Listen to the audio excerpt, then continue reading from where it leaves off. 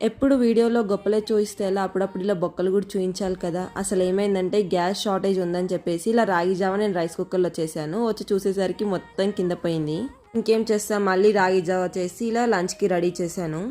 ప్రతి ఒక్కరు వచ్చి మీ ఇంట్లో చికెన్ మసాలా లేదా, మటన్ మసాలా లేదా, గరం మసాలా లేదా అంటారు. నేను ప్రతి ఒక్కదానికి ఇదే వాడతాను. నిజంగా చెప్తున్నా, ఇప్పుడు ఆ ప్యాకెట్ మసాలా కాకుండా ఒక్కసారి ఇలా ఇంట్లో ఫ్రెష్గా ట్రై చేసి చూడండి. కర్రీ మటుకు టేస్ట్ చాలా బాగుంటుంది.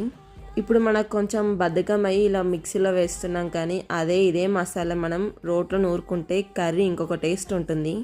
నేను చిన్నగా ఉన్నప్పుడు మా నాయనమ్మ చికెన్ మటన్ కర్రీస్ చేసేటప్పుడు డోర్కి కాపలా ఉండేది. ఎందుకంటే దొంగలాగా వెళ్ళి మొత్తం ముక్కలని తినేసేదాన్ని. అలా తిన్నప్పుడే టేస్ట్ ఇంకొకలాగా ఉంటుంది, కానీ అది ఎవరికి అర్థం కాదు. తింటుంది అంటారు ఎంతసేపు ఉన్నా. చేసే చిలిపి పనులు ఎప్పుడు చేయాలో అప్పుడే చేయాలి. ఇప్పుడు నేనే వండుకుంటున్నా కాబట్టి నాకు అలా తినబుద్ధి కాదు. ఎలాగైతే అలా నేను చికెన్కి మటన్కి ఇదే ఫామ్లో ఫాలో అవుతాను. టేస్ట్ కూడా బాగుంది. అండ్ ఫస్ట్ టైం నేను లివర్ ఫ్రై కూడా చేశాను, అది కూడా బాగుంది.